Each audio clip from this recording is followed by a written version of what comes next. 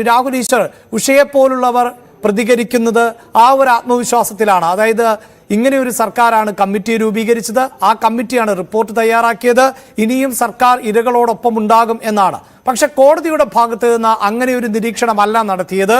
Committee രൂപീകരിച്ചതിനെയോ report സമർപ്പിച്ചതിനെയോ ഒന്നും കോടതി മോശമായി കാണുന്നില്ല. പക്ഷേ സിനിമാ മേഖലയിൽ ക്രൈം നടക്കുന്നു, ലൈംഗിക ചൂഷണം നടക്കുന്നു, അങ്ങേയറ്റത്തെ അനാസ്ഥയും കുറ്റകൃത്യങ്ങളും ഒക്കെയാണ് ഈ മേഖലയിൽ നടക്കുന്നത് എന്നറിഞ്ഞിട്ടും എന്തുകൊണ്ട് സർക്കാർ അനങ്ങിയില്ല എന്ന ചോദ്യമാണ് കോടതി ഉന്നയിച്ചത്. കോടതി അതോടൊപ്പം പറഞ്ഞിരിക്കുന്ന 2-3 കാര്യങ്ങളും കൂടെയുണ്ട്.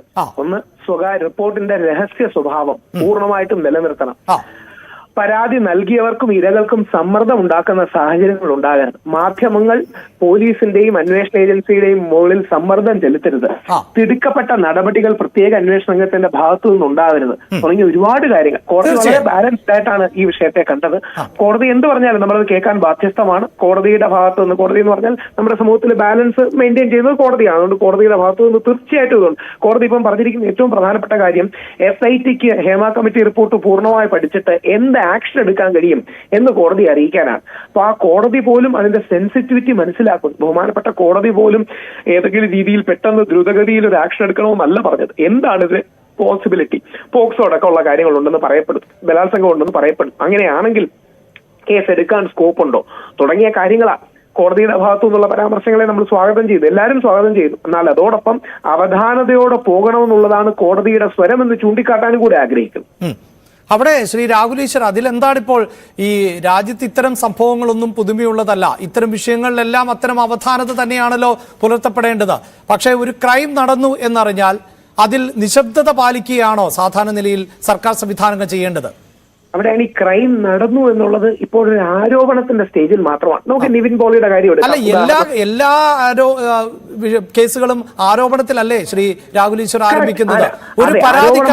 ഒരു പരാതി പറയുന്ന നിമിഷം തന്നെ അന്വേഷണ ഏജൻസി കുറ്റക്കാർക്ക് ഇയാൾ കുറ്റക്കാരെന്ന് വിധിക്കുകയല്ലേ. ഇപ്പോൾ ഡൽഹിയിൽ നടന്നിട്ടുള്ള ഏറ്റവും നമുക്കറിയാമല്ലോ, ഈ അടുത്ത കാലത്ത് ഈ ലൈംഗിക പീഡനത്തിന്, ബലാത്സംഗത്തിന് തൂക്കിലേറ്റപ്പെട്ടത് ഡൽഹിയിലെ നിർഭയയുമായി ബന്ധപ്പെട്ടാണ്. ആ നിർഭയയുടെ പേരെന്ത് എന്ന് ഈ രാജ്യത്തെ ആർക്കെങ്കിലും അറിയാമോ? അവിടെ ഒരു സ്വകാര്യത കാത്തു സൂക്ഷിക്കുന്നില്ല. അപ്പോൾ ഇരയുടെ സ്വകാര്യത പരസ്യമാകുമെന്ന് പറഞ്ഞുകൊണ്ട് ഒന്നും ചെയ്യാതിരിക്കുകയല്ല ചെയ്തത്. അവിടെ ഒരു ഇരയുണ്ട്.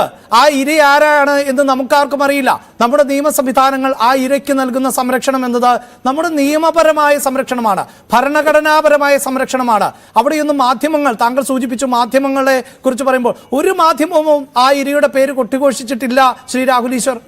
കറക്റ്റാണ്, അതൊന്നും ഇല്ലെന്ന് ആരും പറയുന്നില്ല. ഇപ്പം നമ്മുടെ നിർഭയ നമ്മളെ വിട്ടകന്നു, ഇന്നീ ഭൂമിയിലില്ല എന്നതുകൊണ്ട് അവരുടെ പേര് പറയാനുള്ളൂ മാത്രം ഞാൻ പറയണേ. കാര്യം ഈ കുട്ടിയുടെ അച്ഛനെ അമ്മയെ ഞാൻ കണ്ടെടുത്തു സുപ്രീം കോടതിയിലൊക്കെ പോകുമ്പോൾ. അവരുടെ പോരാട്ടത്തിന് നമ്മളാൽ കഴിയുന്ന വിധം സപ്പോർട്ട് ഈ ജോബിയുടെ പേരൻസിന് കൊടുത്തിരുന്നു. വലിയൊരു പോരാട്ടമാണ് ആ കുട്ടിനെ. ഇല്ലെന്നല്ല, ഇവിടത്തെ കേസിൽ ഒറ്റ കാര്യമേ ഉള്ളൂ, വ്യാജ പരാതികളുടെ സാധ്യത നമ്മൾ തള്ളിക്കളയാൻ പറ്റുമോ?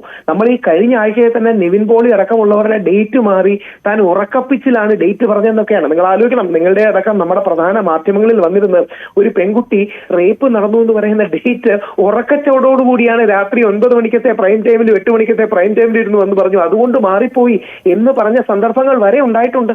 ഈ കഴിഞ്ഞ വർഷത്തിനുള്ളിൽ ഒരു പ്രൊഡ്യൂസർക്കെതിരെ, ഒരു ഡയറക്ടർക്കെതിരെ ഇങ്ങനെ പല വ്യാജ പരാതികളും വന്നിട്ടുണ്ട്. അതുകൊണ്ട് ഈ മേഖലയിൽ നിൽക്കുന്നവരെല്ലാം ആവശ്യപ്പെടുന്ന ഒറ്റ കാര്യമേ ഉള്ളൂ, എല്ലാ ജെനുവിൻ പരാതിയുടെ ഒപ്പമാണ്, എല്ലാ ശരിയായ പരാതികളുടെ ഒപ്പമാണ്. പക്ഷെ വ്യാജ പരാതികൾ ഉപയോഗിച്ച് വ്യക്തിവിരോധം തീർക്കുന്നവർ യഥാർത്ഥത്തിൽ സ്ത്രീകളെ അപമാനിക്കുക കൂടെയാണ് ചെയ്യുന്നത്. അതായത് യഥാർത്ഥത്തിൽ സ്ത്രീകളുടെ വേദന പറഞ്ഞവർ മുമ്പോട്ട് വരുമ്പോൾ ആ പറച്ചിലിന്റെ ക്രെഡിബിലിറ്റി കളയുന്നത് ഈ വ്യാജ പരാതികളാണ്. ആ വ്യാജ പരാതി വന്നതുകൊണ്ടാണ് പല പരാതികളെ ആൾക്കാർ സംശയത്തോടെ കാണുന്നത്. അപ്പൊ ഞങ്ങൾ എല്ലാം ആവശ്യപ്പെടുന്നു. താങ്കൾ ദയവായി ഒരു കാര്യം മനസ്സിലാക്കുക. അതായത് വ്യാജ പരാതികളാണോ അല്ലയോ എന്ന് തിരിച്ചറിയാൻ ഒരു സംവിധാനം ഉണ്ടാകണമല്ലോ.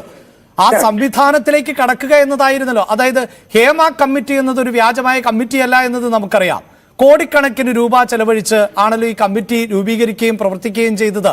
ഇത്രയും വലിയൊരു തുക, പബ്ലിക്കിന്റെ തുക ചെലവാക്കിക്കൊണ്ടൊരു കമ്മിറ്റി രൂപീകരിക്കുമ്പോൾ ആ കമ്മിറ്റിയുടെ അധ്യക്ഷ ആരായിരുന്നു എന്നത് നമുക്കറിയാം. അവർ വെറും ഒരു സ്ത്രീയല്ല എന്നത് നമുക്കറിയാം. അവർക്ക് ലഭിച്ച വിവരങ്ങളുടെ അടിസ്ഥാനത്തിൽ ഒരു റിപ്പോർട്ട് തയ്യാറാക്കുന്നു. ശരി, താങ്കൾ പറഞ്ഞതുപോലെ അതിലെ മുഴുവൻ ആരോപണങ്ങളും വ്യാജമായിക്കൊള്ളട്ടെ.